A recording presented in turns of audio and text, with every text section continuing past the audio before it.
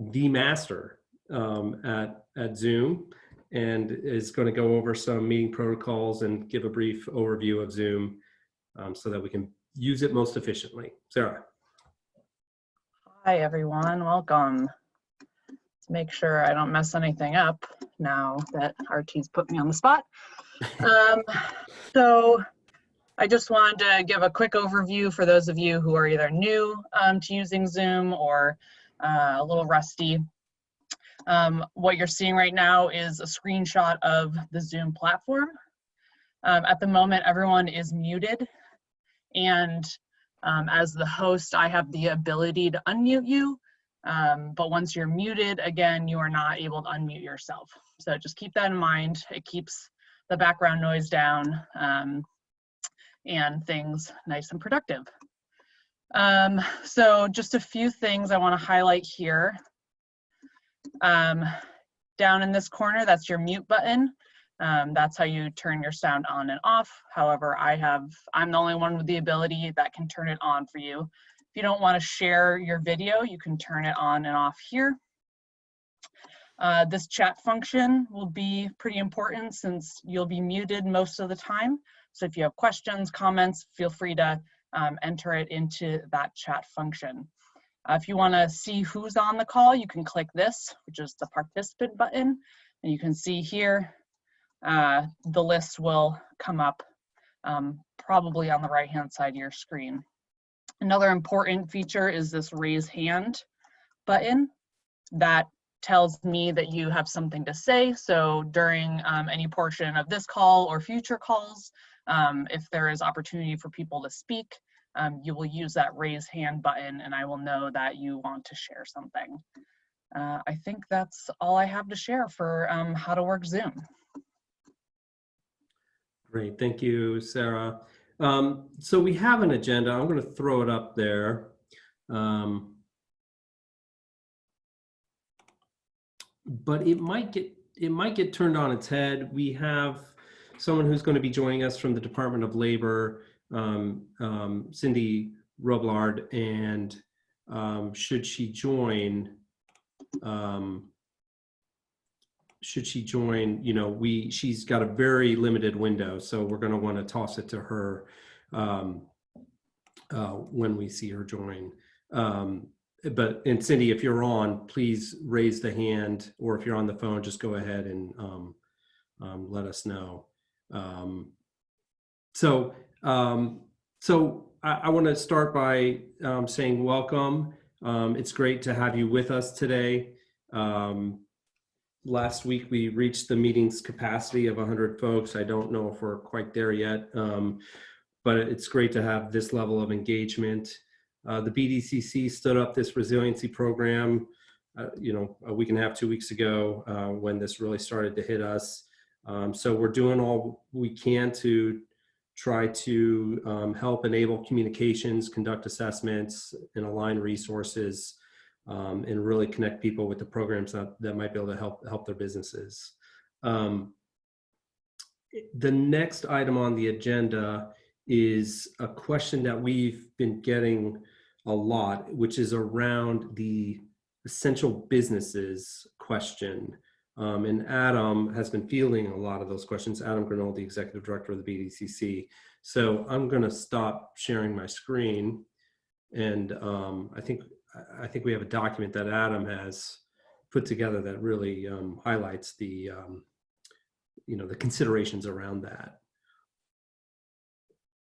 Sarah, so if we could enable Adam. Mm-hmm. Also, Cindy is on the call, just in case you didn't see that. Adam, Yeah, I'm going to pause, and we're going to go to Cindy. Yeah, we're going to go to Cindy. Cindy, thank you so much for joining us.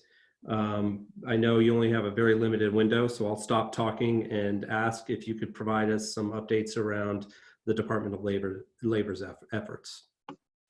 I'm trying, it looks like Cindy's mic is not on. So Adam, why don't you go ahead and start, and I will work with Cindy on that. Okay. So first of all, I just want to say so many of you have been reaching out to us and just on behalf of everyone here at the BDCC, we hear your challenges. We know the struggles that you're facing, that you're sharing, and more of them. I'm getting a message. Can you hear me? Thumbs up? Yeah, okay. Yep. So we're hearing those struggles. It's really hard for everyone out there. We're here for you every day. We're thinking about you, and let's just together keep going. That's all we can do right now is gather information and keep trying. So kudos to everybody who's doing that. Last week, we all, of course, heard the stay home, stay safe order was released. And for many people, there was a lot of questions as to whether or not they were essential. Agency of Commerce and Community Development have put up a lot of information around that. So if anyone still has a question on that, we're putting up a document in the chat. We'll also have this up on our website that walks you through some of the process in which to assess if you are essential or not. But before you even get there, it's important to know that that order was only if there's in-person activities. If you have no in-person activity, you don't even need to consider if you're essential or non-essential. With no in-person activity, you can continue to operate. So of course, there's a definition for in-person activity. It's if you come into contact with a coworker, with a customer, or just the general public. And if that exceeds the CDC recommendations for isolation. So please just make sure you understand that before you go through the effort of determining whether you're essential. We're not going to spend a lot of time to walk through this essential piece today. There's some great information out there, but we do want to just draw your attention to one important piece on this. And Sarah, do we have a shot of that document? NAICS document? Yes. So this NAICS document, right at the very top is some very fine print. Make sure you read that fine print, because as you go through the NAICS document, you may not be essential by the determination of that document. And so you can see right up at the top, there's this, what's called the CISA. So that is from the Department of Homeland Security, and it's the cyber infrastructure list. So make sure you also check that, because a lot of companies are eligible under that determination, but not the states. So all of this is on the Agency of Commerce and Community Development website. Please check it out. One final important piece here. This could change at any day, right? We're all starting to get that. This changes frequently. So this is current today. Be sure to keep checking in for new updates. Sarah, back to you. Great, thank you, Adam. Cindy now has her phone connected. So Cindy, I'm gonna go ahead and unmute you. You should be good to go. Okay. Hello, everybody. Can everybody hear me okay? Yep. Yes. Okay, perfect. So yeah, thanks for inviting me on the call. My name is Cindy Robillard. I'm the Business Services Manager with the Department of Labor. And again, just to echo Adam's sentiments, thank you all for your patience and your kind of determination to navigate where we're headed and where we've been even in the last couple of weeks. From a Department of Labor view, just a couple of quick things. Many of you probably have heard some of the media coverage around our unemployment claims volume. Our commissioner, and I should say too that we at the Department of Labor are navigating through this with the strong leadership of Commissioner Michael Harrington and the department and the division directors. So, and as you all are experiencing it, we even maybe more so, things are changing on an hourly basis. So I appreciate working for an organization where I'm getting that kind of guidance and support.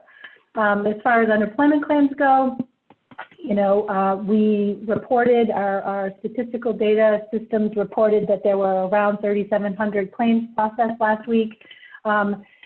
What you may have also heard, though, is that in addition to that, there were about 11,000 additional claims, and those were entered into the system through a web portal, and that required some behind-the-scenes uploading. And as of this morning, those claims are in the system. And there's been many new directives just throughout today to claimants about how to take next steps with the filing process. I really can't stress enough that it's very, very important to continue to, any claimant or business should be, as with the Agency of Commerce's site, referring to labor.vermont.gov to our website, because that's where we're pushing out lots of updates, and they can be changing really rapidly. There was a little bit of confusion today if you happen to be in the unemployment system yourself or working on behalf of your employees. There were some issues today with people who had maybe started to attempt today to file their claims a little early, and that was as a result of some mixed information, but that's trying to be worked out. So we just ask for everybody's patience as we move through that process. And you know, we have shifted staff, we have brought on new staff. This has required an immense amount of training on the fly. So I think that we're working to be as responsive as we can given the volume that we're dealing with. One thing just to say for your business community out there is that the best thing that you can do at this time for your workers is to guide them to the two options for filing. That's the toll-free number, which is available on our website, and I can rattle it off. It's 877-214-3330, or to go to the website, and there's a big red bar in the middle of that website that gets people to this online application.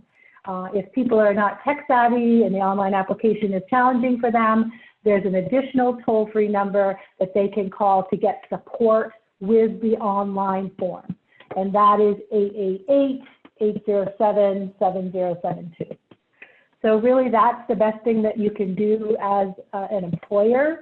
Yeah, if that's the audience that we have with us today. I will also say that in the past, we've encouraged return to work dates.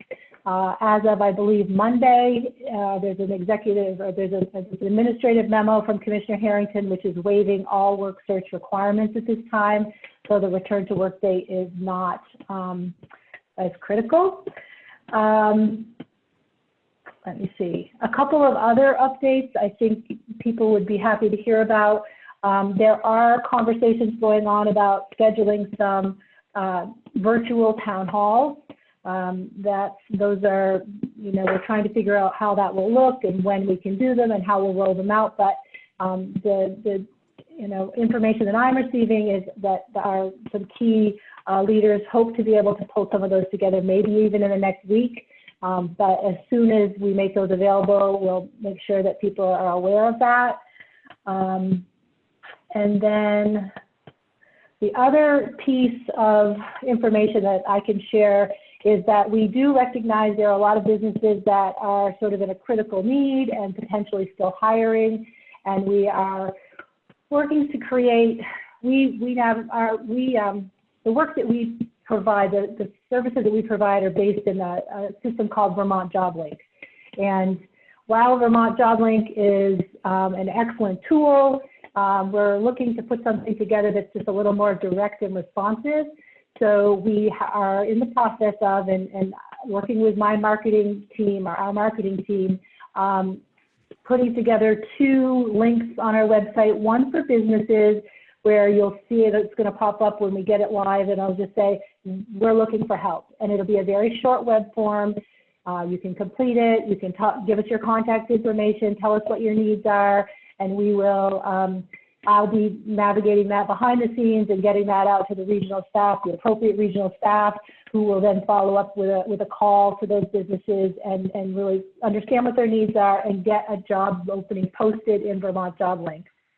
After that, in addition to that, we're also going to have a button for, you know, I'm looking for work right now for job seekers, because some people may very well hope to fill their time with some temporary work, and we're just really thinking that ideally we would be looking to make a match. I think one of the realities right now is that people are just a little bit concerned for whether they should be going out at all, which we all need to be. And so I don't know, it's the job seeker side of it we don't know what the response is going to be. Obviously, we hope that we can make some matches and keep those critical and essential businesses, with the right folks in place that they need to keep their businesses going. So on that, timeline-wise, some of the pieces are in place, but it's my ability, I'm in a queue to be able to get my stuff up and out to the website. So I would hope that sometime early next week you may start to see those, which is again why I can't stress enough, just getting to the labor website, labor.vermont.gov on a regular basis for updates is very important. And I guess that's probably what I have at this point. If I don't know, I'm not super familiar with. That's fantastic. We really appreciate the update. It's great to hear about the jobs link. That was one of the questions that we received from last week. So now I have an answer for that question. But the takeaways for me are the two options for filing, the different phone numbers, as well as just going directly to the website. And we're excited to learn a bit more about the virtual town halls. So thanks so much. Okay, take care, everyone. RT, there are a few questions for Cindy, if that's okay. Cindy, do you have any time? I'll take a couple minutes. I'll try. Okay. In the chat, is that where they are? Yep. So from Eli, they're asking, in last week's call, Representative Kornheiser advised us that if our workers get unemployment benefits not equal to their salaries, we complement that payment to make up their paycheck. I've since been advised that if we do that, unemployment benefits will be docked by the amount we pay. Is that true? If people earn wages, their weekly benefit amount is impacted. At this point, I think that one of the things that we are hearing out of the federal stimulus package is about some sort of additional complementary payment that the federal government is looking to provide to make people's weekly benefit amounts more in line with their previous earnings. So I don't have any details on that at this time, but I certainly think it might be beneficial to wait and see how that rolls out, because yes, if you pay people, their earned wages do impact their weekly benefit amount. Cindy, thank you so much. I know you have another call to jump on at 2:30, so we appreciate you're taking that one question, but we'll let you go. Okay, thank you. Thank you. Have a great day. Okay, on the agenda next is receiving some updates from our federal delegation. I see Rebecca, and I thought I saw Chris's Yep, Chris, Erica, and Rebecca are all on. We'll start with Chris. Hi, folks. This is Chris Honors with Senator Leahy's office. Folks have been, I'm sure, tracking the legislation that's been moving through Washington. It cleared the House this afternoon, so it's on its way to the president. Some important things to note for context and framing. While people talk about a stimulus package, I think it's many members' perspective that this is really a stabilization and recovery package. It's not the economic stimulus that I think many of us know will be needed to pump money into the economy going forward. It is really about making sure the systems that are in place, that individuals, that businesses are able to have some security as we proceed through the next couple weeks and months of a really uncertain time. So this package a week ago was $1 trillion. It doubled in size as the initial proposal put forward by Senate Republicans did not meet what we thought was important for resources to be available to the country. So strong additions were made in small business programs, which Rebecca is going to talk about in a little bit. But Senator Leahy pushed really, really hardly to make sure that Vermont would be taken care of as part of this package. And so we're going to see for the state what the senator estimates to be about $2 billion worth of resources coming in a couple different means. And we're still working with the governor's team on exactly how those resources will be able to be used, but we've been hearing a lot about holes in state budgets. We've been hearing about the steps the state is trying to take to ease the burden on businesses by delaying collection of certain taxes and waiving penalties. And so we are really going to work with them to make sure that this is as flexible as possible so that they can help our healthcare system and our businesses as much as possible. There are a number of resources that will be out in coming days. We've been talking with BDCC about resources that would be available to them and to other entities like them to facilitate really micro needs at the local level in terms of lending to communities and businesses. And we promise to be a partner to get information out. I added a link in the chat, or a document in the chat, which is a really great question and answer document on what folks can expect about the couple small business lending programs that are out there. And I know Rebecca's going to get into those details, but that's something you can kind of take with you and peruse at your leisure. So with that, I'll hand it over to Erica, and we'll hang on for questions as they come up. Thank you so much, Chris. All right, go ahead, Erica. Actually, I think it may make sense, Sarah, for Rebecca to go first, because she's going to go through all of the small business provisions, and then I can jump in and talk about unemployment, paid sick, some of just the cash payouts to Americans, and I can follow up with any SBA tax. I've been my head's been in the tax refund world today from SBA, so I can kind of follow up, if that makes sense. Sure. Do you want me to leave you unmuted? No, you can mute me again. All right, Rebecca, I'm going to go ahead and unmute you. You should be all set. Great. So I'm Rebecca Ellis. I'm the state director in Congressman Welch's office. And Chris Saunders, as you mentioned, put up for everybody this great small business owner's guide that I hadn't seen before, but I think this is going to be a great resource for everybody, talking about the different types of SBA loans that are available and how the different types of SBA loans overlap and dovetail each other. So the bill that just passed the House minutes ago is the CARES bill, HR 748. And the two sections on SBA loans that are really pertinent are sections 1102, which describes this new program called the Paycheck Protection Program, or PPP program. It's under section 7A of the Small Business Act. And so if you've had an SBA loan before, you might recognize the numbers 7A, but it's a really new type of program.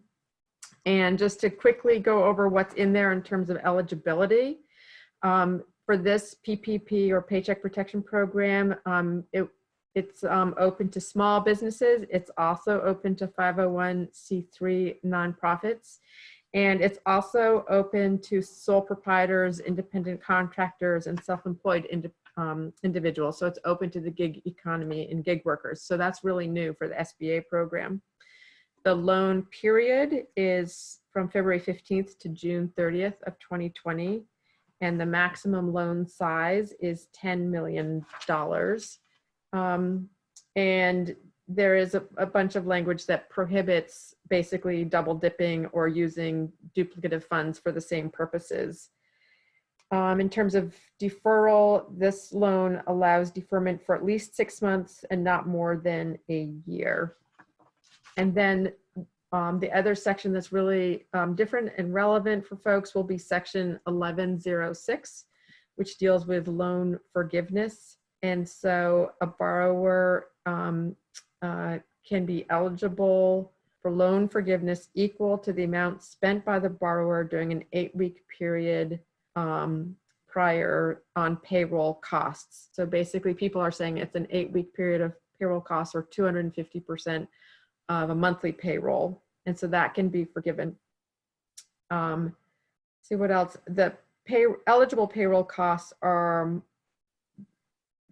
do not include compensation above $100,000 in wages, but they do include other sorts of obligations, such as mortgage payments, utility payments, rent, etc. I think I'm going to end there. I also just wanted to note for folks at the very beginning of the chat, I posted a graphic from Bloomberg News that just gives a really, in one small box, a summary of what's in the big bill, HR 748, and I always find these graphics helpful, so I wanted to share it with folks. Thanks. I'm going to go ahead and put that into the chat again, just so it's at the bottom. Okay, and I'm going to go ahead and unmute Erica. All right, you should be all set. Okay, thank you, Sarah. Okay, so I'm going to go through a little bit of the employment insurance components of this. I've also been on the phone with a lot of businesses this past week and had a lot of different questions across the board with, you know, all these small business components. But the unemployment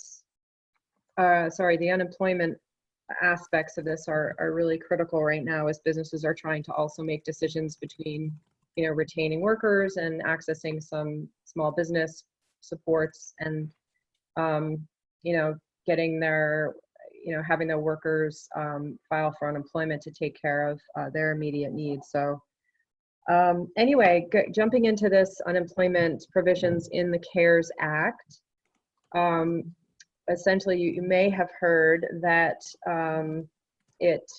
that you can be self-employed, a gig worker, independent contractor, freelancer, and apply for unemployment insurance now, which is huge because we have a lot of those in Vermont. And that's a really big piece of this all. Also, if you exhaust the weeks of unemployment compensation available to you through your state's laws, you will be eligible for additional 13 weeks. And the really big piece of this is it expands eligibility for unemployment insurance with a $600 additional benefit to be added to unemployment compensation. So that's all really big pieces coming from this bill. I have a lot more information here, and I think that the fact sheet or the small business guide that Chris posted is going to be really helpful. I have another fact sheet that I can also post on here after I talk, and it has a lot more details about the unemployment part in this. You may remember from, I think it was a week ago or 2 weeks ago now, there was the Families First Act, and that was sort of the second coronavirus bill passed. It had all of the paid leave, paid sick and family leave provisions in it. So they made some corrections and slight changes to that in this bill, and I just wanted to go over those really quick again. So a covered employer is for this emergency leave is fewer than 500, and there are some exemptions for under 50 employees, as well as like healthcare providers and emergency responders are also exempt from that. Let's see, I have more details on that. I'm jumping around in my notes, apologize. Sorry, I can't seem to find that right now, but just off the top of my head, that's the leave around the 2 weeks of paid sick and the further family time, family leave time if you have children at home or are caring for somebody. Also wanted to go over the cash payments to Americans. There's going to be anyone who filed a tax return this year or last year will receive $1,200 for married couple, and married couples are $2,400. And that's for up to $75,000 for single filers, or $150,000 a year for joint filers.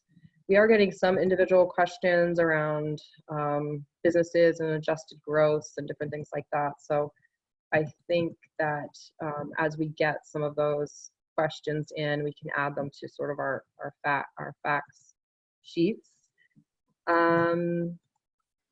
Let's see, anything else is really important to share right now. I think that's probably it. There's a lot with this sort of, a lot of those SBA programs that Rebecca talked about. There's a lot of refundable tax credits through payroll or for a sole proprietor through the end of the year tax. So there's variances there, and I think that a bunch of that information is also in that fact sheet. So I think that's all I'm going to say for now. Happy to answer any questions, and I will also put my email in the chat box just in case any of the businesses want to reach out, or we've are happily chatting and giving information, obviously referring a lot of folks to SBDC at this time as well. Great. RT, is there time for some questions? Yeah, I think, you know, this passed what, like 45 minutes ago. So it's, you know, if Rebecca, Erica, and Chris, if you're able to entertain a couple of the questions that have come up in chat, I think that would be great. I know, Chris, you've already responded to a few, but Donna, hi Donna and Don. What is, the question is, what is Vermont's percentage rate of pay for unemployment? Can someone answer that? I have all three of the staffers unmuted. Yeah. Thank you. So the federal government is picking up 100% of the cost. I was talking with the State Senate Economic Development Committee yesterday, and they had questions about this. You know, employers pay into the state's UI trust fund and collect that money to pay out benefits. The federal government is picking up 100% of the cost of this additional $600 benefit that'll go out weekly. It's also picking up any costs for extending benefits. So any of the changes that are occurring really are, the federal government is the one picking up the tab. And I think I saw an earlier question about, you know, how operationally, how do people access these programs, whether it's the PPP or another one of the programs? My assumption is that the how is yet to be determined. Yeah. That's No, I true, think but that it will be through the SBA. And I'm just looking, Chris, at what you passed out. And I think there's some links in there as well. Okay. Sorry, So, that question was, how will loans be originated? Is that? Well, loans, but yeah, I guess the PPP is part of the SBA package. So Yeah, that would, so commercial lenders are going to be able to originate loans that, you know, so the PPP is, to be clear, a loan program with the potential to have a portion of that loan forgiven. And that's really important to know, is that it is a loan. And so you'll be able to work. SBA has a stable of lenders that they are currently in the program, and more will be coming online. And literally, you know, fintech online lenders will be part of the program as well. We have gotten questions around collateralizing the loans. And I think an important point is that while SBA is not, you know, Congress changed the rules. So we heard from small businesses that said, hey, I'm not sure how long, you know, I'll be closed for. I'm not eager to take on a loan when I'm going to have to put my personal house up for collateral. So Congress dialed back the requirements on what a business would need to use to collateralize the loan or guarantee it. That does not mean a bank that is looking at your application is just going to give you a loan if they don't think it's a good idea. So there will still be their level of review on what is going to be given out. And just one additional point to that is we were on a call a couple days ago with Darcy Carter, the director of the Vermont SBA, and she said they are hearing from Massachusetts that a fairly high percentage of the regular SBA loans are being rejected. And she's really encouraging people, if your loan is denied, to work with the Vermont SBA or SBDC to see what was the cause of the denial and to see if it could be reconsidered. Okay, we have another question. If someone's already been laid off or started on unemployment, but they want to participate in the PPP program, is it possible for an employer then to access that program even though they've already taken action? I think in the briefing that I read, it is possible to go back to a certain date. Yeah, SBA is working on how to figure that out because the other, I think, has been mentioned, part of the PPP is that the loan forgiveness is tied to levels of employment, and clearly a restaurant that was forced to close and then therefore had to furlough or lay off all its employees would be unfairly penalized if they are looking at having a loan forgiven where they've had to lay everybody off. So SBA is going to take these new rules and figure out some processes for ways that businesses that had to take actions to still be able to participate. Okay. Federal Delegation, I want to thank you so much for working so hard and tirelessly. Chris, we love the beard. Sorry for the ball cap. I think Tim Ash was throwing some shade at me because I wore it while I was testifying yesterday. But thank you for your tireless work and advocacy on behalf of the state of Vermont. Cool. Thank you for joining the call. I think we're collecting the questions as we do in these sessions. So if you've asked a question that we have not gotten to, please continue to attend these sessions. Towards the end of this session, I'm going to go over the questions that we've received and try to answer those accordingly. I think now I'd like to switch to our wonderful Wyndham delegation. So I know we have some folks, Representative Sibilia and Representative Kornheiser, I believe, are with us. I don't know if anyone has a preference to go first, and if you don't really have anything in addition to what's already been contributed, that's fine too. I see Laura. I'm going to go ahead and unmute Laura. Okay. So, and I see our federal folks are still on as well. Just an issue with regards to our students and remote workers in the more rural parts of Southern Vermont, of course, and our ongoing connectivity challenges. With regards, I've been spending some time on this today, and anyone here that is connected with the CUD work that's been going on in Southern Vermont, I just want to encourage that work to continue in earnest, to keep me apprised of any obstacles that you are facing, anything that is slowing that work down, or anything that could be helpful in terms of speeding that work up.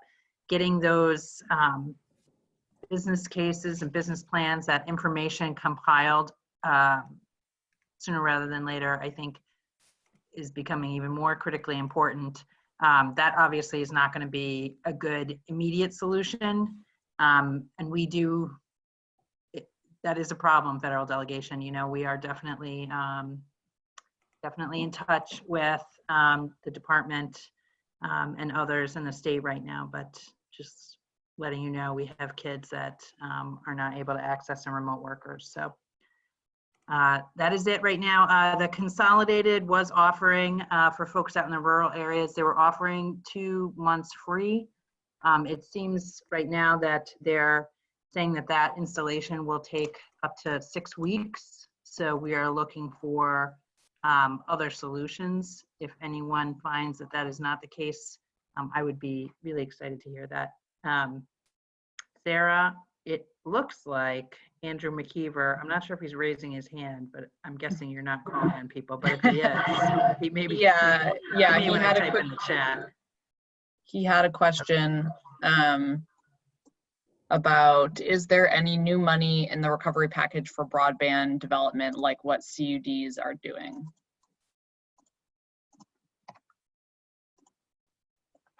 Do you have Looks like you might want to unmute Chris Saunders. Okay, hold on.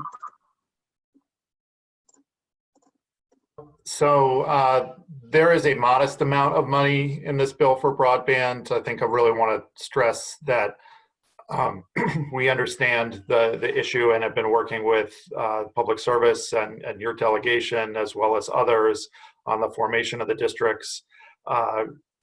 Clearly, laying new fiber and rolling out new solutions is not something that's going to happen overnight.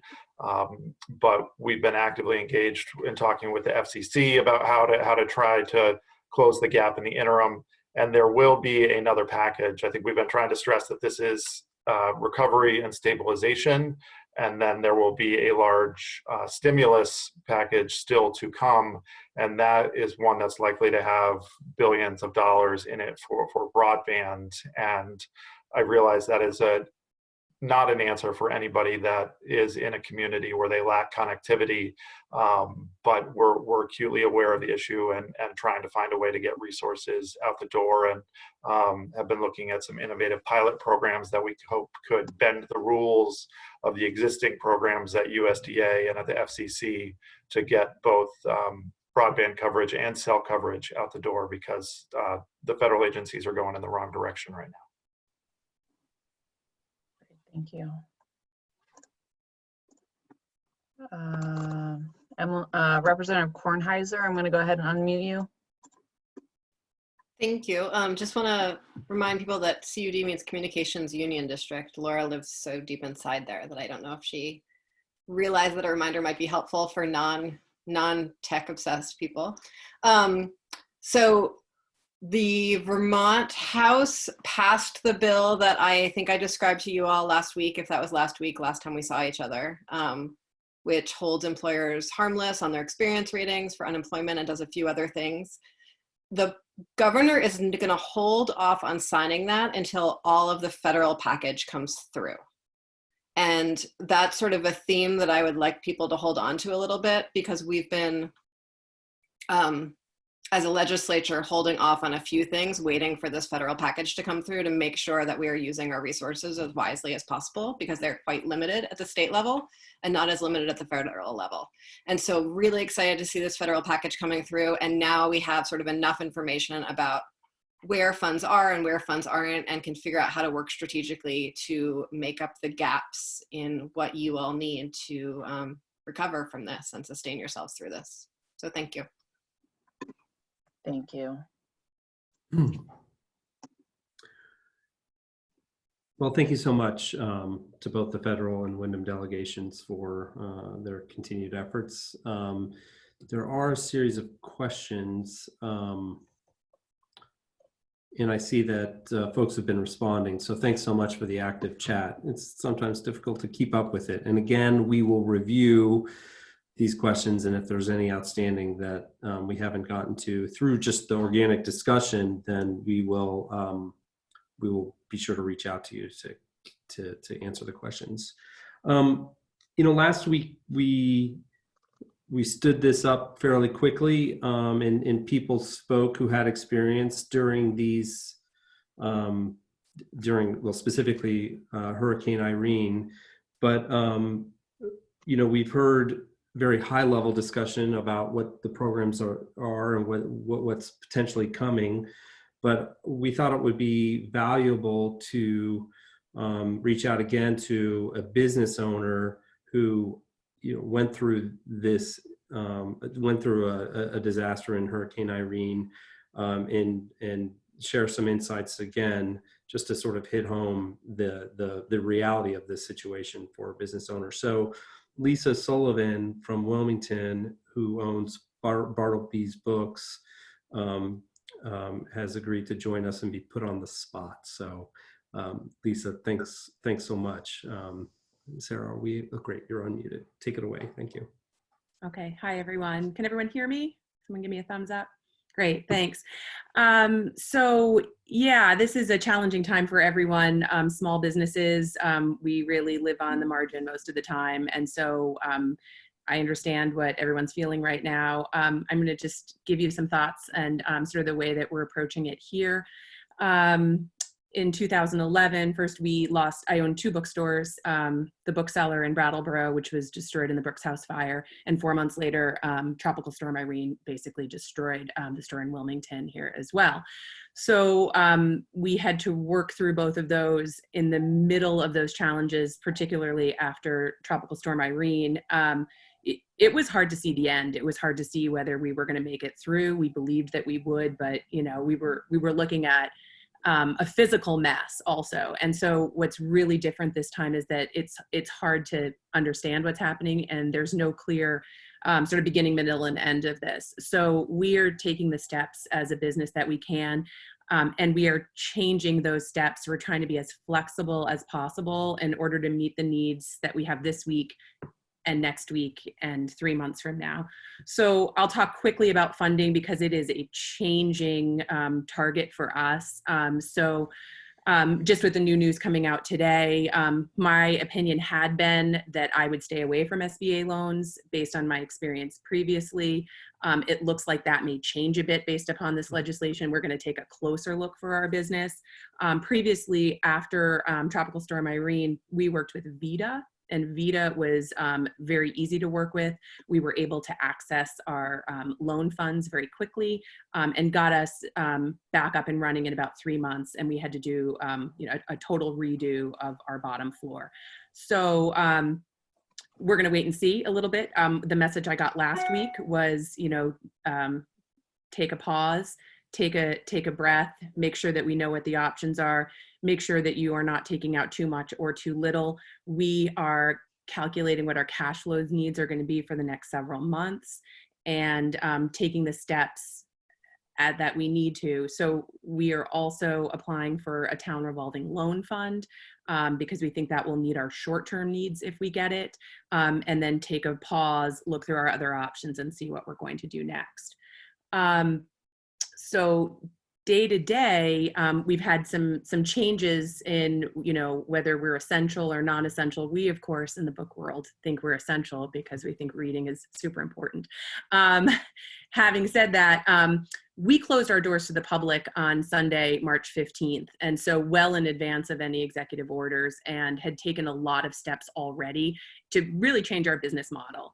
And that has been been a challenge, but we are now basically doing all of our business online or over the phone with delivery or pick up on a table outside the door or through shipping. So there's no personal contact at all for our business anymore, which is challenging and different, and every day takes a lot more time to do a quarter of the business. Having said that, our customers feel like we're really there for them.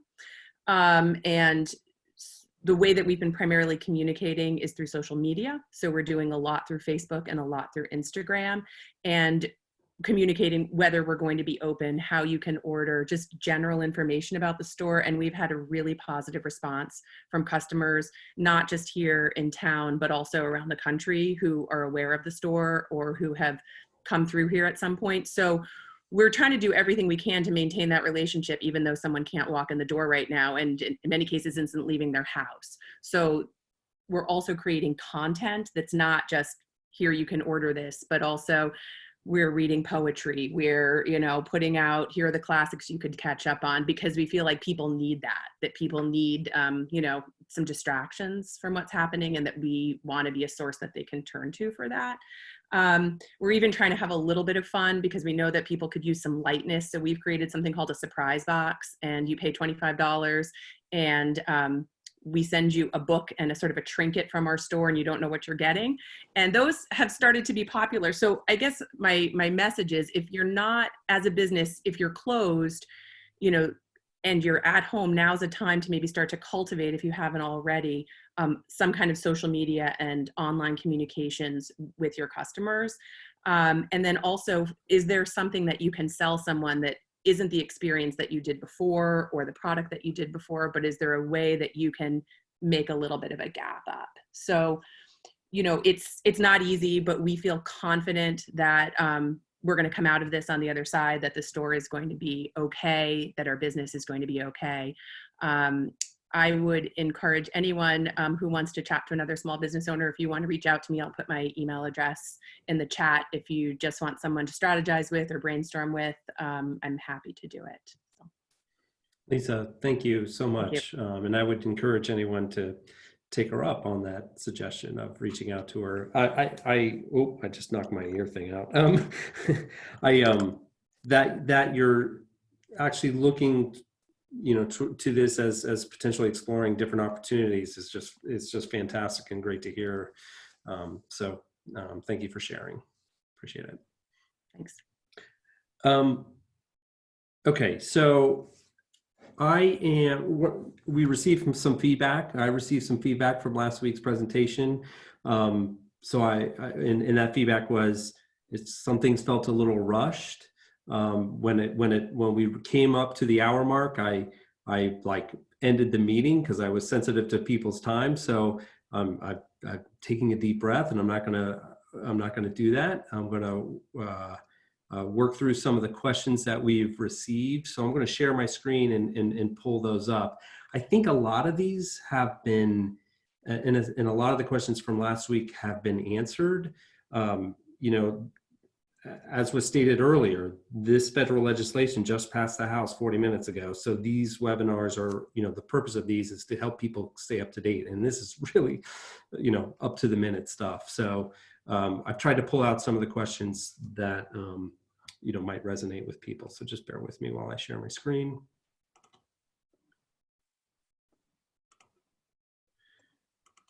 And the slide deck will be posted on the website.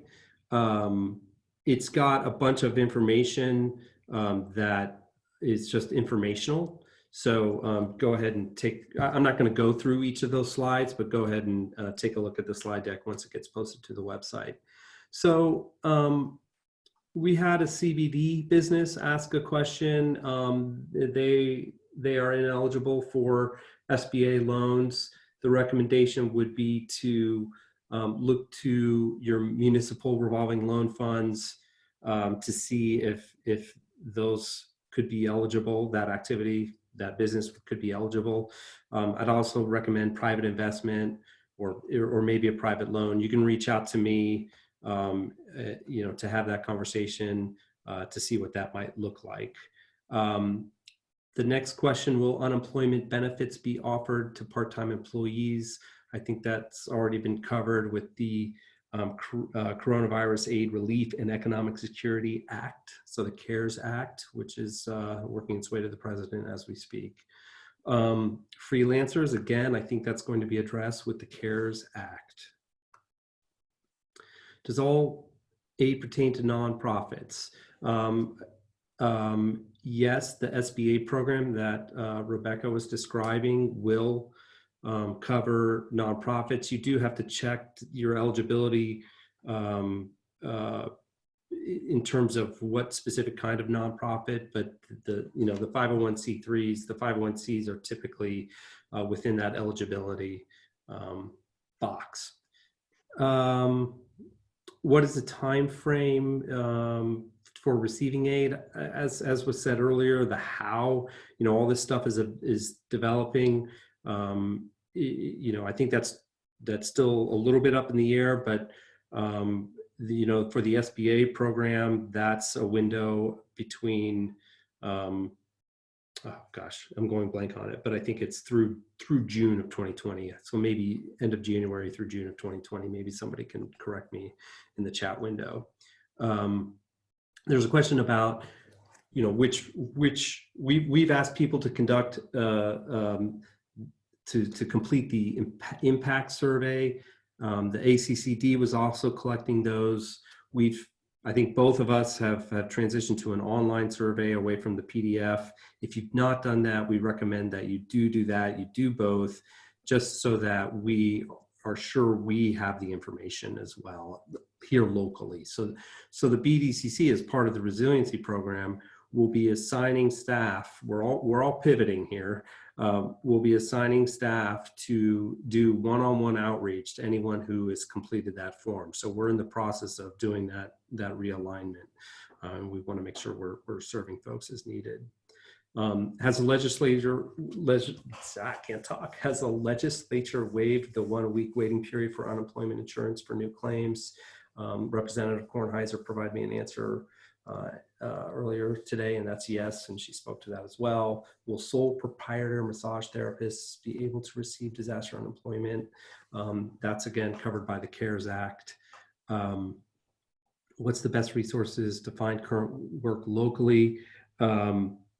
That was covered. One of the resources Cindy from the DOL Robillard covered with the Vermont Job Link. So they're going to be doing some work to make some updates to that. And I think here at the BDCC, we're going to be thinking that as well. So stay tuned for some more information. Grant possibilities or no interest loans. Some towns that have revolving loan programs are considering no interest loans. I don't think any have been rolled out yet, but I know those are active discussions. Part of the SBA package, I believe in the briefing that I read, has a grant provision. So keep an eye out for that. And Chris probably posted in the chat some information about that program, or Chris or Rebecca. Advice on finances and the ability to stay open. On our website, we have, I'm calling it the Resiliency Assessment Form. I'm working on a brief video instructional to help walk someone through that assessment form. It's essentially a 12-month cash flow projection. So we're happy to help, as well as the SBDC and other business advising entities like SCORE. We can try to help. We don't have an active SCORE chapter in the region, but I know the Vermont SCORE chapter is really looking to bolster their level of outreach. Does anyone know if the state is going to suspend our paying monthly sales and quarterly payroll taxes? In this presentation, which will be posted to the website, there's some information about how the Vermont taxes will be handled for business, but the answer is yes. I think it's deferred. Collateral. So the proposed SBA program will not require collateral on loans under $25,000. That's a big change, and probably why potentially Lisa mentioned that they're going to be taking another look at the SBA program. Let's see. I don't have an answer to that one. Did the rules around unemployment, how long someone has to be working for you? Yeah, I think that's been addressed. And Emily, correct me if I'm wrong, but I think that has been loosened a little bit. Representative Kornheiser, are you able to answer that one? I believe that that's fixed in the federal legislation and the CARES Act. Okay, great. Thank you. And again, similar question. Well, it's not similar, but regarding unemployment, as was stated earlier by Representative Kornheiser, no work search will be in place at this time. So where can we find more information on the option to make up the gap between employees and their paycheck? I think that was addressed earlier. Is that correct? Who can answer that? Emily, you're unmuted. Yep, thank you. I am going to look into the confusion that I might have sown, and might lie with how some stuff is being implemented at the Department of Labor right now. They're moving really, really fast, but I am also moving very fast. So I have an email into our legislative council, and I'll be able to get an answer next week. I'm not sure I'll get one by the end of the day today. Okay, all right. In the last question, we also need an answer, but again, we'll be posting these and responding to them as we can. And I want to stress the fact that everyone on this call who is trying to serve the needs of area businesses are working really hard at trying to get answers, but this is a moving target as these programs develop. So again, I tip my cap to our our partners, our delegations, federal and regional. I have not been, as I've been talking, paying attention to the chat. Are there any questions here that we can maybe spend a little bit of time on while we have everyone together? Eli asked, who do we talk to about getting IRS quarterly payroll tax credits for employee PTO? Are we waiting on the forms for that?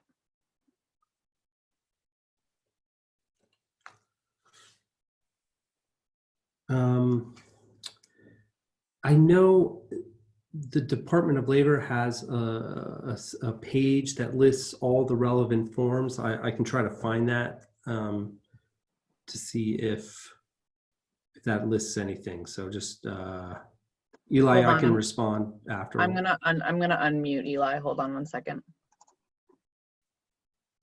Hey folks, just real quick, what I got is briefing from the IRS, the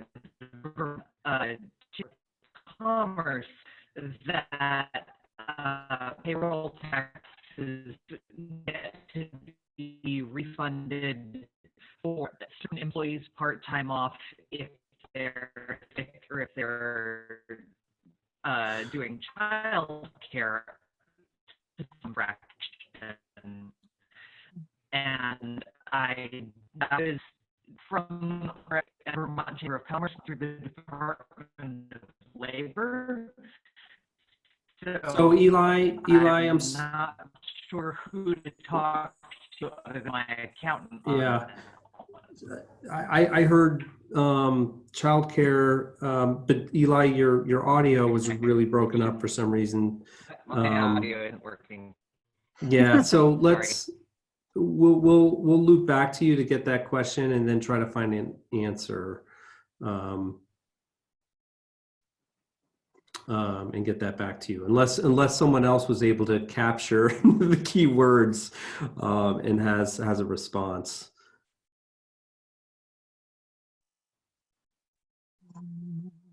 If you do, go ahead and use the raise hand feature in the chat window, in the participant window.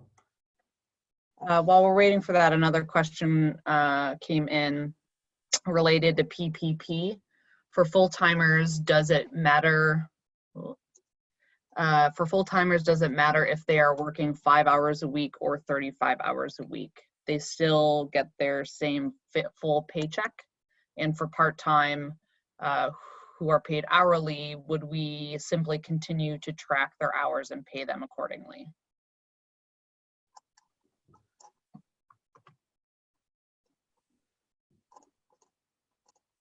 So PPP is part of the SBA funding. I don't know if Rebecca is still on the call.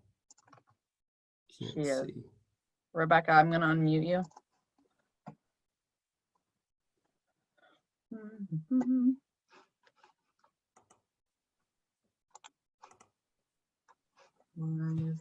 Unfortunately, I don't have the answer. I'm looking at Chris Saunders. Wave your hand if you have the answer to that one. Okay. So I don't know if that was a no, I guess. Yeah. we'll follow up on that one. Yeah. Okay. Oh, we have a big long one that was just put in here. Okay. Oh, this was information in response to Eli.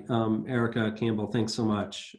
Eli, I'm going to point you to the chat to see if that's maybe helpful for you.